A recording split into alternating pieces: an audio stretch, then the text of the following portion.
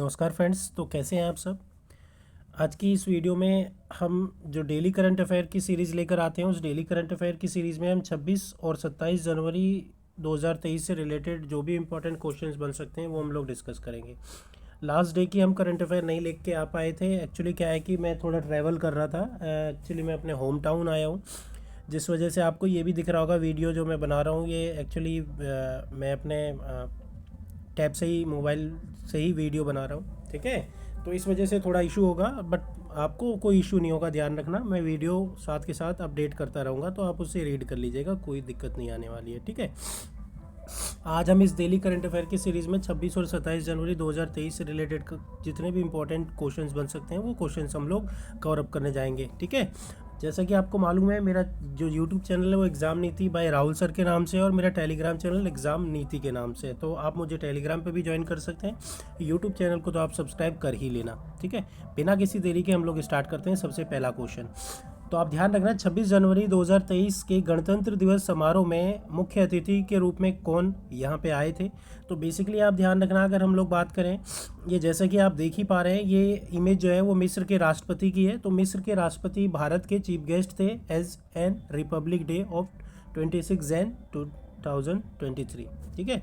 26 जनवरी 2023 के ये अतिथि, मुख्य अतिथि के रूप में भारत में शामिल हुए थे। 26 जनवरी गणतंत्र समारोह में मिस्र के राष्ट्रपति, जिनका नाम क्या है, तो अब्देल फतेह अल सीसी को मुख्य अतिथि के रूप में आमंत्रित किया गया था। मिस्र के राष्ट्रपति भारत दौरे के लिए थे और 2015 के बाद ये इनका तीसरा दौरा था। उन्होंने पहली बार भारत में 74th गणतंत्र दिवस में शुभ अवसर पर मुख्य अतिथि के रूप में आमंत्रण स्वीकार किया और यहाँ पे आए थे। वो पहली बार मिस्र के राष्ट्रपति भारत और अफ्रीका फोरम शिखर सम्मेलन में भाग लेने के लिए अक्टूबर में 2015 में आए थे भारत। दूसरी बार ये सितंबर 2016 में आए थे। तीसरी बार अगर हम बात करें 26 जनवरी 2023 में मुख्य अतिथि के रूप में भारत में आए ये। अगला क्वेश्चन यहाँ पे आप ध्यान रखना, हाल ही में भारत की उपाध्यक्षता में FAO यानी फूड एग्रीकल्चर ऑर्गेनाइजेशंस का अध्यक्ष आयोजन कहाँ किया गया। तो अगर हम लोग बात करें फूड एंड एग्रीकल्चर ऑर्गेनाइजेशंस, जिसका हेडक्वार्टर भी कहाँ पर है, तो रोम में, इटली में स्थित है। और एक्चुअली इसी वजह से ध्यान रखना, इसका जो आयोजन किया गया भारत की उपाध्यक्षता में ये जो इसका आयोजन है, ये किसके द्वारा, तो रोम में किया गया।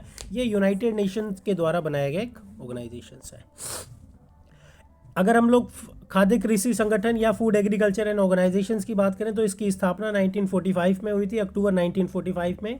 और अगर हम लोग बात करें, इसी वजह से ध्यान रखना, अगर हम लोग बात करें प्रति वर्ष, एवरी ईयर 16 अक्टूबर को अगर हम लोग बात करें कौन सा डे मनाया जाता है, खाद्य दिवस यानी फूड डे के रूप में सेलिब्रेट किया जाता है। इसका मुख्यालय रोम यानी इटली में है। वर्तमान में इसके हेड कौन है, तो ध्यान रखना, जैक्स डियोफ इसके वर्तमान में अध्यक्ष के रूप में, महानिदेशक के रूप में कार्यरत हैं। भारतीय नौसेना द्वारा हिंद महासागर में कौन सा युद्धाभ्यास आयोजित किया गया है, तो आप ध्यान रखना, भारतीय नौसेना के द्वारा हिंद में ट्रोपेक्स नाम का 2023 से रिलेटेड ये युद्धाभ्यास किया गया है। बेसिकली ध्यान रखना, अगर हम लोग बात करें theatre level operation readiness exercise, ये जो इसकी फुल फॉर्म है ट्रोपेक्स की, इंडियन नेवी का सबसे बड़ा वॉर गेम है। भारतीय नौसेना के प्रमुख समुद्री अभ्यास ट्रोपेक्स 2023 का ये जो वर्तमान में संस्करण किया गया, ये कहाँ पे किया गया, तो आप ध्यान रखना, महासागर क्षेत्र में इसका संस्करण किया गया। कहाँ पे, तो महासागर में। अगला क्वेश्चन जो हम लोग समझने वाले हैं, हाल ही में वैश्विक स्टेक डेवलपर सम्मेलन का आयोजन कहाँ पे किया गया, तो भारत ये पहला ऐसा देश है जिसने नई दिल्ली में कोई स्टेक डेवलपर्स कॉन्फ्रेंस ऑर्गेनाइज किया है। ये 2023 में कहाँ किया है, तो नई दिल्ली में। तो आप ध्यान रखना, नई दिल्ली में दुनिया भर में भारत के डिजिटल सामानों को व्यापक रूप में अपनाने को सुनिश्चित करने का तरीका ये और साधनों पर ध्यान केंद्रित करने के लिए ये पहला भारत स्टेक डेवलपर सम्मेलन आयोजित किया गया। सम्मेलन में उद्योग, सरकार, स्टार्टअप, यहाँ पे देखो, जैसे मैं अगर आपके सामने यहाँ पे बता रहा हूँ तो हम कुछ फैक्ट यहाँ पे जानेंगे। जैसे यहाँ पे ध्यान रखना, सम्मेलन में खाद्य, सरकार, स्टार्टअप और यूनिकॉर्न्स और शिक्षा जगत के 100 से अधिक डिजिटल प्रतिनिधित्व भाग लिए। G20 के देशों को भी इसमें शामिल किया गया, जी सचिवालय को भी इसमें शामिल किया गया, ध्यान रखना, ठीक है भाई। अगला क्वेश्चन जो हम लोग समझने वाले हैं, हाल ही में उत्तर भारत का सबसे बड़ा तैरता प्लांट कहाँ पे बनाया गया? Solar plant. एक्चुअली ये तेलंगाना में भी स्थित है, बट हम उत्तर भारत की बात करें तो उत्तर भारत में अभी लेटेस्ट यानी हाल ही में ये चंडीगढ़ में बनाया गया है।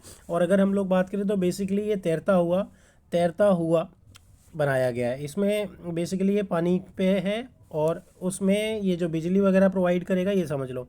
चंडीगढ़ के सेक्टर 39 स्थित वाटर वर्क्स में उत्तर भारत का सबसे बड़ा तैरता हुआ सोलर प्लांट आयोजित लगाया गया है।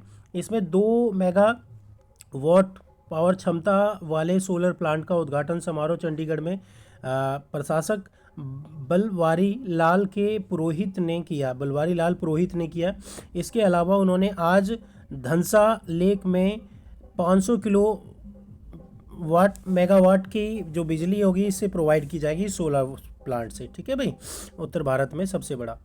संयुक्त राष्ट्र के अनुमान के अनुसार भारत का जीडीपी वर्ष जो है वो कितना रहने वाला है 2023 में? संयुक्त राष्ट्र के अनुसार ध्यान रखना, भारत का जो जीडीपी 2023 में है, 2023 में वो कितना रहने वाला है? 5.8। और यहीं अगर हम लोग बात करें किसके द्वारा, तो आप ध्यान रखना, अभी हमने हाल ही में एक क्वेश्चन और पढ़ा था लास्ट की कुछ सीरीज़ में, जिसमें वर्ल्ड बैंक ने ये अनुमान लगाया है कि ये 6.6 रहने वाला है। ध्यान रखना कितना रहने वाला है? 6.6 रहने वाला है। ठीक है भाई। और अगर हम लोग बात करें, ये अनुमान लगाते हैं कुछ ऑर्गेनाइजेशन, जैसे हमने बोला ये यूनाइटेड नेशंस के द्वारा लगाया गया है और ये जो वर्ल्ड बैंक के द्वारा लगाया गया है। तो अलग अलग ऑर्गेनाइजेशंस हैं जिनके द्वारा अलग अलग बेसिकली ये अनुमान लगाया जाता है, जिसमें किसका अनुमान कैसा बैठेगा वो तो 100% कोई कह नहीं सकता। वो जब हमारा फाइनेंसिंग ईयर कंप्लीट होता है तभी हमें इसके बारे में एग्जैक्ट पता चल पाएगा। ओके फ्रेंड्स, तो हम लोग अगला क्वेश्चन देखते हैं। फुटबॉल के इतिहास में सर्वप्रथम वाइट कार्ड किस देश के लीग मैच में दिखाया गया? तो ध्यान रखना, ये इसका आंसर क्या है? तो पुर्तगाल के लीग मैच में दिखाया गया। बेसिकली अगर हम लोग बात करें, खेल भावना से खेले गए हर उस मैच में इस वाइट कार्ड को दिखाने की परंपरा बनाई गई है, जिसमें कि वो मैच जो खेला जाए उसमें खेल भावना शामिल होनी चाहिए, जैसा कि आप बेईमानी या इस तरीके की चीटिंग वगैरह नहीं होनी चाहिए। ठीक है भाई, खेल भावना को कोई हाथ नहीं होना चाहिए, नुकसान नहीं होना चाहिए, इस वजह से इसको बनाया गया है।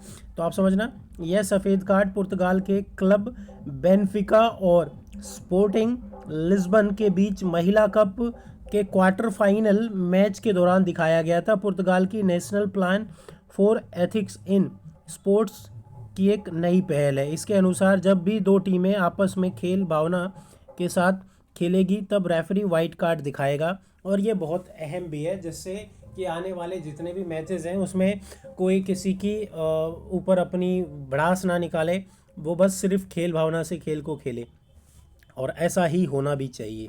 ठीक है, ऐसा ही होना भी चाहिए। अगला क्वेश्चन हम जो समझने वाले हैं वो क्वेश्चन क्या है, तो आप ध्यान रखना। अगला क्वेश्चन, भारत सरकार ने गणतंत्र दिवस के समारोह पर कितने व्यक्तियों को पद्म पुरस्कार देने की बात की है? तो ध्यान रखना, अगर हम लोग बात करें बेसिकली आप ये समझना कितने लोगों को भारत सरकार ने, तो 106 लोगों को, 106 लोगों को, कितने? 106 लोगों को पद्म पुरस्कार देने की घोषणा की है, जिसमें एक होता है हमारा पद्मश्री, पद्म भूषण और पद्म विभूषण। उनकी संख्या की बात हम लोग यहाँ पे कर लेते हैं। तो आप ध्यान रखना, भारत सरकार के द्वारा कुल 106 पद्म पुरस्कार दिए जाएंगे, जिन सूची में 6 व्यक्तियों को पद्म विभूषण दिया जाएगा, जिनमें एक हमारे ध्यान रखना कौन, तो अखिलेश मुलायम सिंह यादव की बात की जाए तो उनको भी शामिल किया गया है। और 9 व्यक्तियों को पद्म भूषण दिया जाएगा, जबकि 51 पद्म श्री विजेता भी इसमें शामिल हैं। जबकि इसमें ओवरऑल अगर हम लोग बात करें महिलाएं कितनी हैं, तो 19 महिलाओं को इस पुरस्कार से सम्मानित किया जाएगा। तो ये चीज़ें भी आपको याद रखनी होंगी, जिसमें याद रखने वाली बात क्या है, आपके एग्जाम ओरिएंटेड है कि भैया सूची में कितने लोगों को पद्म विभूषण दिया गया, 6 लोगों को, पद्म श्री भूषण कितनों को दिया गया, 9 लोगों को, और पद्म श्री 91 लोगों को। कितनी महिलाओं को दिया गया, तो 19 महिलाओं को दिया गया। तो ये कुछ फैक्ट हैं जो कि आपको याद रखने ही पड़ेंगे, क्योंकि ये आपके एग्जाम ओरिएंटेड हैं और आपके एग्जाम्स में डेफिनेटली आने वाले एग्जाम्स में वो क्वेश्चन ज़रूर पूछेगा कि भाई कितने व्यक्तियों को, हो सकता है कि वो पद्म विभूषण मिलने वाले व्यक्तियों के नाम भी जान ले या पूछ ले आपसे। ठीक है, और पद्म भूषण को भी जान ले या पूछ ले। तो पद्म श्री, पद्म भूषण और पद्म विभूषण से संबंधित मैं एक अलग से वीडियो बना दूंगा जो आपके एग्जाम ओरिएंटेड होगी, आप उसे ज़रूर से ज़रूर देख लेना। मैं उसके लिंक वगैरह भी आपको शेयर कर दूंगा, जो मेरा टेलीग्राम ग्रुप है एग्ज़ाम नीति बाय राहुल सर के नाम से। और अगर हम लोग बात करें, आप मेरे चैनल पर नए हैं तो चैनल को सब्सक्राइब कर लेना, ध्यान रखना, और बेल आइकन को भी प्रेस कर देना ताकि जो मेरी आने वाली वीडियोस होगी या वो जो वीडियो मैं इसमें डालूंगा उसकी नोटिफिकेशन आप तक पहुंच सके और आप उसको देख सको। ठीक है, जितनी भी एग्ज़ाम ओरिएंटेड चीज़ें हैं हम इसमें कवर अप करते हैं। किस राज्य ने 24-25 जनवरी 2023 को वार्षिक ऑरेंज फेस्टिवल 2023 का तीसरा संस्करण मनाया? तो ध्यान रखना, अगर हम लोग बात करें यह कौन सा राज्य है तो नागालैंड। नागालैंड में अगर हम लोग बात करें पहली बार ऑरेंज फेस्टिवल, ये तीसरी बार इसका संस्करण किया जाएगा ऑरेंज फेस्टिवल, जिसमें कि इसने कई सारे ऑरेंज के ट्री यानी पेड़ लगाए। और अगर हम बात करें इससे संबंधित कुछ फैक्ट तो उसे जान लेते हैं। तो सबसे पहला फैक्ट जो हम लोग समझने वाले हैं वो ये समझना क्या है, तो आप समझो, नागालैंड में कोहिमा जिले के रुसोमा गांव में 24-25 जनवरी को 2023 को ऑरेंज फेस्टिवल 2023 का तीसरा संस्करण पूरा किया गया। महोत्सव का आयोजन बागवानी, कृषि, ग्रामीण विकास, भूमि संसाधन और कोहिमा स्मार्ट सिटी विभाग द्वारा किया जा रहा है। वर्तमान में रुसोमो गांव में संतरे के लगभग 35,000 पेड़ लगे हैं और इससे गांव को 40 लाख रुपए से अधिक की आय हो रही है। 2 दिवसीय ऑरेंज फेस्टिवल में हस्तकला, जैविक सब्जियों और फलों, खाद्य पदार्थों की बिक्री, संतरे के पौधों की बिक्री, नारंगी और कॉफ़ी बागान व कार्यशील बेटी बचाओ बेटी पढ़ाओ के सिग्नेचर कैंप को भी इसमें शामिल किया गया था। ठीक है, अगला क्वेश्चन जो हम लोग समझने वाले हैं वो आप समझना, यहाँ पे ध्यान रखना। अंतर्राष्ट्रीय क्रिकेट परिषद यानी इंटरनेशनल क्रिकेट काउंसिल के अनुसार वर्तमान में वनडे रैंकिंग में भारत की क्या रैंक है? तो भारत, ध्यान रखना, वर्तमान में पहले पायदान पर आ गया है। भारत अब ध्यान रखना टेस्ट को छोड़कर वनडे में और टी20 में इन दोनों में टॉप की पोजीशन पर है। पहले पायदान पर वनडे में भारत, दूसरे पायदान पर इंग्लैंड और तीसरे पायदान पर है न्यूजीलैंड।